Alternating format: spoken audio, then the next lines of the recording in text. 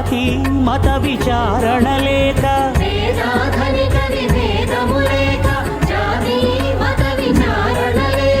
సర్వులు ఒకటై నిర్వహించుటకు సత్యదేవు వ్రతమొక్కటి సాక్షి. సర్వులు ఒకటై నిర్వహించుటకు సత్య